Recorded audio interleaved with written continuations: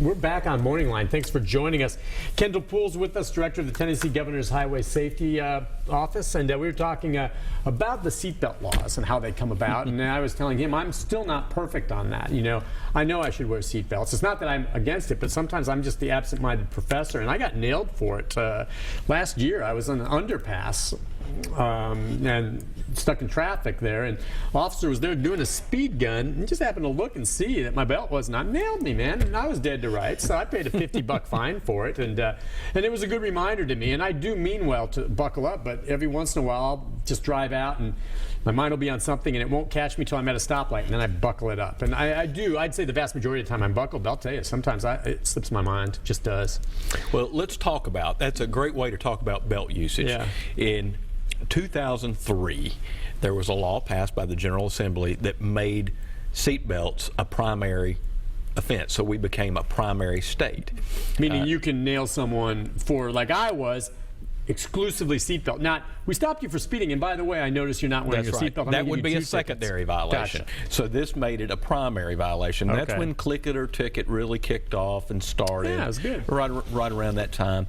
And we know now, as a result of passing primary, that our seatbelt usage has increased every year exponentially. Now we've kind of capped out, and we dropped from 87% to 86% this year. So we know that 86.2% of Tennesseans are now wearing their seatbelts. And how much does that improve your chances of surviving a wreck? Oh, exponentially. Exponentially, it's 4 or 5 times. 4 or 5, depending on what study. Yeah, depending on what study that you look to, to get that. But so that means that we know that 86.2% of Tennesseans are now wearing their seatbelt. 87 has been the high. Well, think about this. Of half the fatalities, and we're sitting at 840 fatalities as of this morning, this calendar year in the state of Tennessee. Half of those have been unbelted. Okay. So think about half of our fatalities are coming from 14% of our population. And you would say too, I want to throw this out there, that the ones who were not, the ones who were belted that did die, it wasn't because they were stuck in the, because you always hear sometimes, well, if I'm buckled in and the car catches fire and I can't get the buckle off, then I burned it out. I mean, most of those other wrecks are wrecks where whether you're buckled or not, you're dead. You probably just got crushed by a truck or something, right? Yeah, and we've seen studies on that, and those have been done for years and years and years. Believe me, you're vastly very rare safer when it's a case of someone, expiring because the seatbelt locked him in the car. In fact, I almost wonder if that's an urban legend. I suppose it could happen, but it's got to be very rare. Well, it's about ejection, and it's about somebody not going through the windshield or your car rolls over. Yeah, when you get thrown out, you're just completely a rag doll. Right, because if you stay in the car, then you've got a much better chance of survival. You've got a shot. But, it's not just the fact that 14% accounts for half of our fatalities. It might be that they're impaired. It might be that they're not wearing a seatbelt. It might be that they're speeding. It might be that they're a 3 or 4 time offender. Maybe they were distracted as well.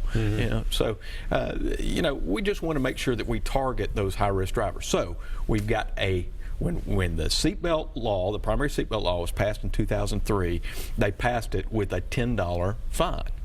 Okay, we would like for it to be higher. If you look at other states around the country and their primary fine, I mean, for instance, Washington State, which has virtually the same population that we do, their fine's $125 for a seatbelt. Many states across the nation are $100, $50, $75. We're still way on the low end at $10. So the legislature this year, the Highway Patrol worked with us and the Governor's Highway Safety Office to educate the legislature, and they decided we're going to raise it to $25. So the baseline now will be $25, and of course, like I said, mine I think was $50 in Metro, and so I'm guessing that's your base, and then depending on the municipality, there's court costs, and that's exactly right. It's more expensive here, so I had to pay certain fees with it. It got my attention, I mean, like I said, and I meant well, and they nailed me. There's no disputing it. I was kicking myself. I know Click It or Ticket, and I know, if I want to be safe, I need to wear wear a seatbelt. So got my attention. Let's go to Jimmy. Hi, Jimmy. Hello, how are you doing? Good. What's on your mind? This thing you're just talking about, Sure. the urban legend as you've called it, Yeah. I seen somebody get burnt to death because they couldn't get out of the car because of a seatbelt. Yeah, like I said, I would imagine it's happened. When I was about 14, and I know a girl that's alive today just because she wasn't wearing a seatbelt when she was hit in the rear and her car caught on fire. So that's two examples, but what I want to say is when the law was actually passed, they specifically said when they were passing the law, we will not pull you over just for a seatbelt. We will have to have another charge to pull you over. Look in your archives and you'll see I am correct. Man, that may have been how they initially passed it, but didn't you say... The only reason why they passed it was to keep down the dang whiplash things. The insurance companies passed it because they got tired of paying whiplash.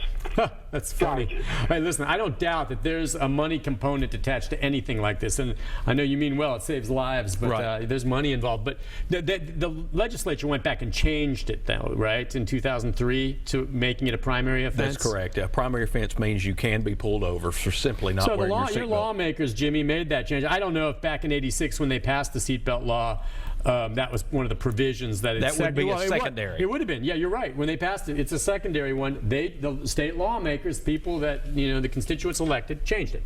That's the law now. So yeah, you're probably right, Jimmy. But that was the change.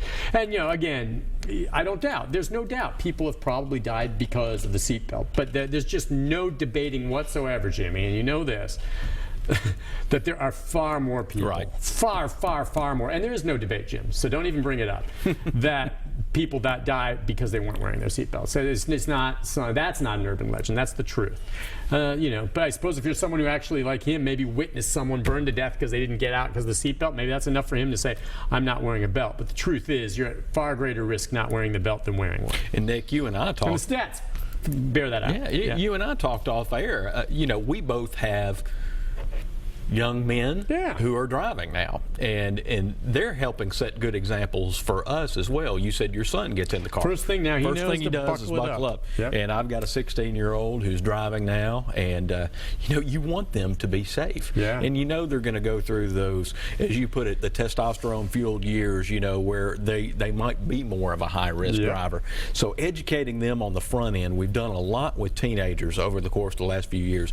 If you look at our teen fatalities over the course of the last 10 years, they've dropped exponentially. Let me hit you with this real quick before we get back to the phone lines. The lines are open, 737-7587. We'll get to the other callers here in a sec. But there are some out there that will say, despite the fact that the law is on the books, and yeah, you want to obey the law, but if you choose not to, they'll say, well, listen, I don't want to wear the seatbelt. It rumples my tie, my suit, and I've got an airbag. Right. But you would say that the airbag doesn't keep you from being ejected. That's exactly right. And that's the bottom line. The airbag may indeed serve the purpose. Seatbelt keeps your head from hitting the windshield. Maybe if you're lucky, the airbag will keep your head from hitting the windshield.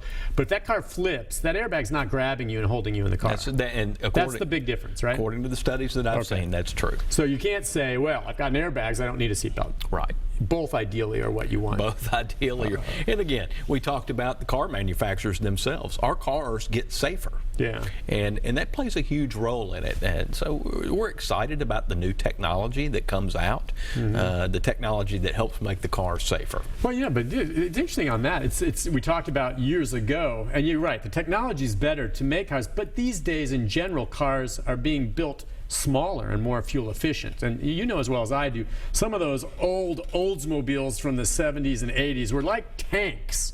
They were pretty dang safe back then. And I'll take one of those Oldsmobiles over some of these new compact cars that I know have technology to make them safe. But still, that little compact of today slamming into an Oldsmobile that's built like a Tonka truck, back in the 60s, you're going to lose. Yeah, I mean, that's the thing. But we're more fuel efficient, and all those things come into play. Yeah, absolutely. And, there's been interesting studies, and you can go to, for instance, the Insurance Institute for Highway Safety. Yeah. NDC, they're a huge lobby for safety up there, and they do all the tests on cars. And gosh, they've done, you can look on YouTube and look at a video of a car from 1970 crashing into a car of today, and it's amazing to watch. The ones today, because of the made better. technology, the crump. Oh, I don't doubt it. We should have advances that make it safer. Right. Let's go to Mike. Hi, Mike. Hey, morning. Morning. What's on your mind?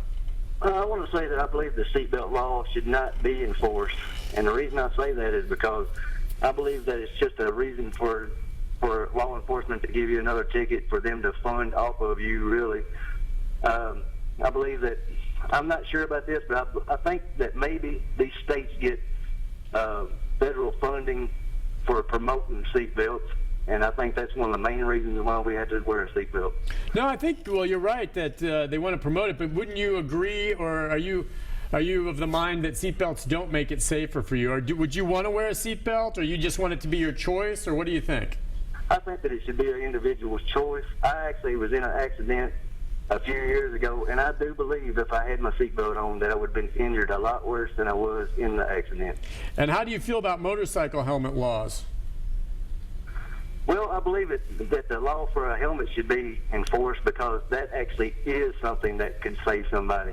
I mean, it's okay. All right. You know, you're on the road and you're going to hit the road with your head, you know, so that's something different than somebody that's in a seat, you know, in a seatbelt. Which I don't think that that's exactly proven that the seatbelt actually saves more lives than the other way. I mean, okay. No, it is. It is. Listen, there's no debate. Is there any debate whatsoever here? That's kind of to me like saying, you know, cigarettes, is it actually been proven doesn't kill, you know, cause cancer? You know, cigarettes going to kill you. They're going to kill you. Not wearing a seatbelt, and you get in a wreck and flip and get thrown, you're going to die. Right? I mean, come on, Correct. Kendall, are there stats? Yeah. Don't sit here and say, okay, I want to know, are there stats? Is it definitive that seatbelts are going to save lives? Absolutely. There's no debate. You can go. I want there to be hard numbers from impartial organizations that say we just look at all the wrecks and it's pretty darn clear if you're wearing a belt, you got a better shot. Well, for instance, Insurance Institute for Highway Safety is a good one to go to. The National Highway Traffic Safety Administration is a good one to go to. You know, it's a personal choice that has public consequences. Oh, yeah. That's what we're talking about. So if you're in a crash, you're not wearing your belt, you hit. Maybe you don't die, but the brain injury from hitting the windshield or from hitting the dashboard or whatever, you know, those are public consequences. Meaning that we have to pay for him to have his head taken care of the rest of his life. Absolutely. And it's the same. It's the same way with Motorcycle helmets. Yeah. Yeah. Oh, absolutely. That's my take on it. Look, you want to crack your coconut. I don't know you. I don't wish you any ill will, but fair enough. Go for it. But I don't want to have to pay for you being an invalid the rest of your life because you busted your head because you were too foolish to wear a helmet. Listen, we need to take a break. When we come back, more of your phone calls. The number is 737-7587. Faye, Wilma, and others, stay there. We'll get to you right after this.